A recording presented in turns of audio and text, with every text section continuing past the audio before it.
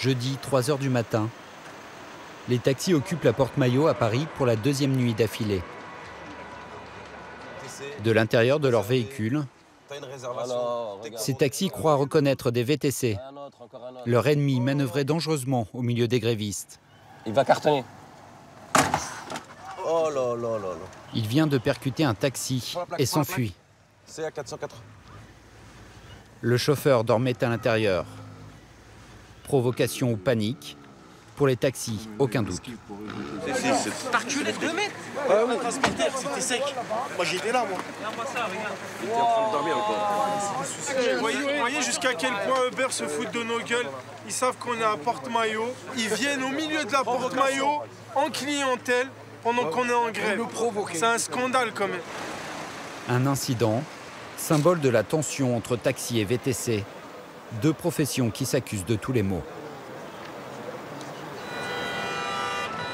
Partout en France, cette semaine, les taxis ont manifesté leur ras-le-bol. Opération escargot, blocage des aéroports et pneus brûlés. Des actions qui ont parfois dégénéré, comme ici à Orly, où ce chauffeur de taxi a été renversé par un VTC. Au deuxième jour de la grève, à Paris, de plus en plus de chauffeurs de taxi rejoignent la Porte Maillot. C'est devenu leur camp de base. Adèle, taxi à Paris depuis 9 ans, est là depuis la première heure. Ça, c'est la couette de mon fils. Je l'ai ramené avec moi, il y a mon oreiller, j'ai dormi là. 2 jours qu'il n'a pas vu sa femme et ses 2 enfants. Tu m'as dit quoi? Tenez bon. Ouais, bah tenez bon. C'est un travail de longue haleine, ça va être dur. Ça va être dur. Ils font quoi les enfants? Attends, ne quitte pas. Je fais mes devoirs, papa. Tu fais tes devoirs? Oui. Ah, mais bah, ça continue la grève, mon chéri. Pourquoi? Pourquoi? Parce qu'ils nous ont pas entendus. Il faut qu'on continue. D'accord. D'accord? Tu restes sage? Tu lui manques? Ouais, bah, vous manquez aussi. Je vous rappelle plus tard? Ok, pas de souci. Ah, plus tard. Allez, Ah, plus tard. courage, salut. Adèle est bien décidé à rester, car comme la plupart des 60 000 taxis français, il a perdu 30% de son chiffre d'affaires en 3 ans.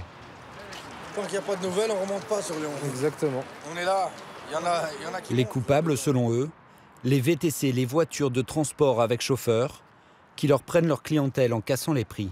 Ma voiture ne se différencie aucunement d'une voiture de VTC. Et ils facturent moins cher. Vous feriez quoi, vous? Pour la même pizza, vous iriez dans quel restaurant? Le moins cher. Donc il est là le problème. On est là, Adèle, on est là.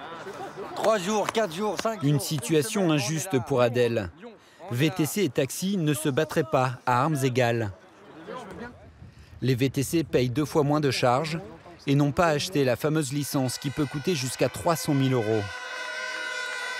Leurs ennemis, Uber, Hitch, Le Câble par exemple, des plateformes de réservation par Internet qu'ils veulent voir interdire par le gouvernement. Mais les négociations en cours n'avancent pas.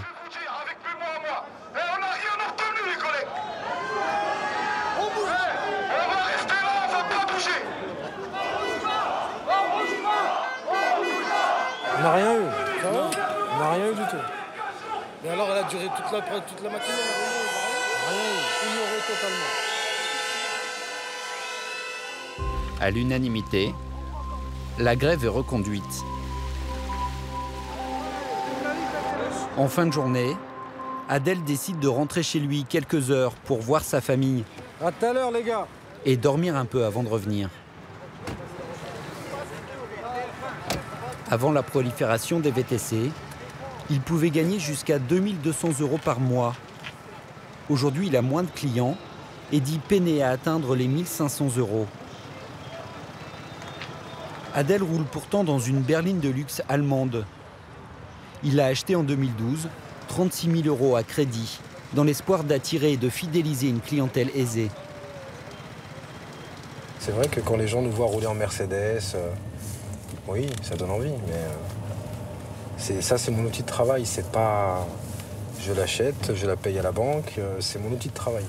La berline affiche plus de 300 000 km au compteur. Il devrait en changer, mais faute de moyens, pour l'instant, il retarde ce nouvel achat. Adel travaille 11 heures par jour, 7 jours sur 7, le maximum autorisé pour un chauffeur de taxi parisien. Vous avez déjà calculé votre taux horaire? Jamais. Ça me fait tellement peur que je ne l'ai pas calculé. Donc vous m'avez dit 1500 par mois, hein? Ouais. Donc 1500 divisé par 4 pour avoir la semaine. Et divisé par combien? Par 77 heures. Par 77 heures. 4,87 € de l'heure. Vous pensiez un jour travailler pour 4,87 € de l'heure? Non, sincèrement non. Sincèrement non. Et voilà.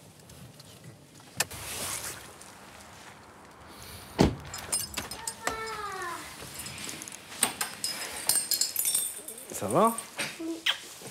Devant sa famille, il fait bonne figure. Mais Adel sait qu'il va payer au prix fort ces jours de grève. Hop là. Demain jeudi déjà. C'est 3 jours. Car les charges courent. Entre le crédit de la voiture, les assurances et la couverture sociale, il doit payer plus de 4 000 € de charges fixes par mois. Son plus gros poste de dépense, c'est le remboursement du crédit qu'il a contracté pour acheter la licence de taxi, ce petit papier vert. Taxi parisien. Voilà. C'est ça que vous avez payé 225 000 €. C'est ça. Les prix varient en fonction de l'offre et de la demande. Avec l'arrivée des VTC, plus personne ne veut être taxi. La licence d'Adel se revendrait aujourd'hui 70 000 € de moins qu'il y a 2 ans. Au revoir. Au revoir. Même voiture, même clientèle qu'Adel. Mais Patrick, lui, ne fait pas grève. Il est chauffeur de VTC. Depuis 2 jours, il reçoit des consignes bien précises des plateformes de réservation.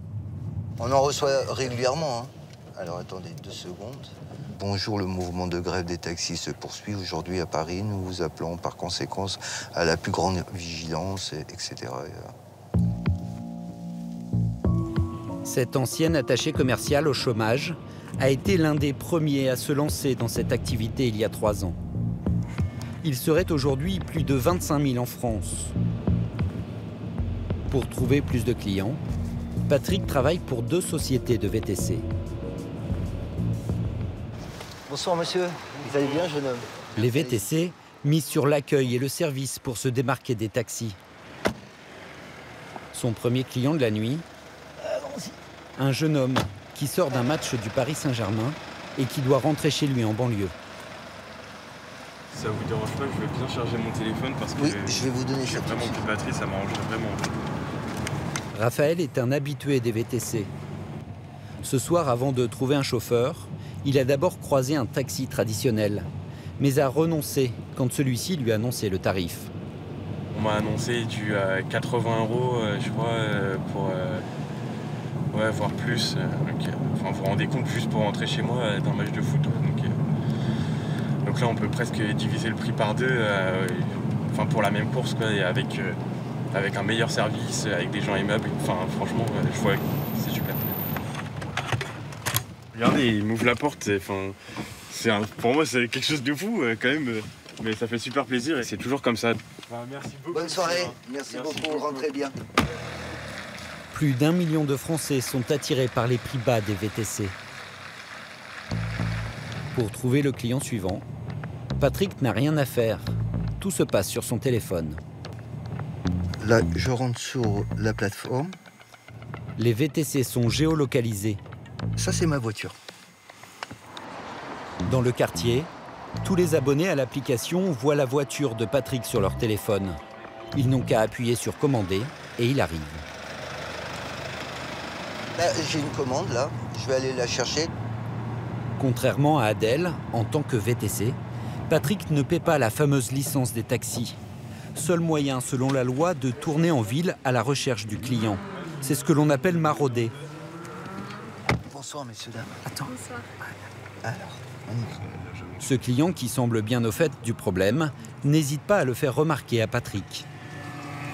Le deal pour les taxis, entre les VTC et les taxis, c'était de se dire les VTC n'ont pas le droit de marauder donc de clients. Donc vous n'avez pas le droit de marauder. Non, c'est un faux problème. C'est un faux problème. Quelque part, avec l'application, c'est du maraudage 2.0 que vous faites. Donc c'est même encore plus efficace que leur technique à eux. Mais il faut savoir s'adapter.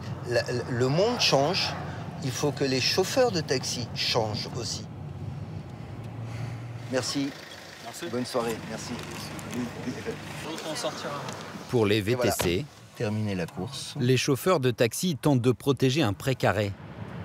Un monopole dont ils ont bien profité pendant des décennies.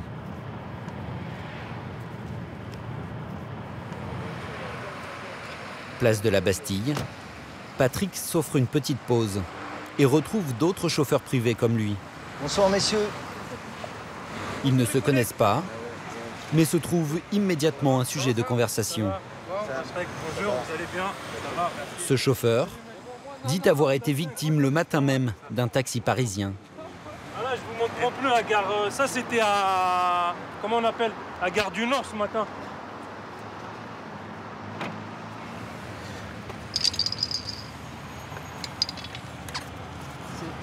Non, ils ont mis un coup de couteau pendant qu'il était absent. Voilà, c'est une journée de perdu. Franchement, je me suis absenté 2 secondes et j'arrive, je démarre et j'emprunte le boulevard Magenta. Et tout d'un coup, j'entends plac, plac, plac, plac, plac. Ouais. Ces chauffeurs ne comprennent pas pourquoi ils sont devenus les boucs émissaires des taxis. Comment ça se fait? Ils viennent sur nous. Vous avez un problème, vous allez voir Uber. Vous venez pas voir X ou Y, vous allez voir Uber.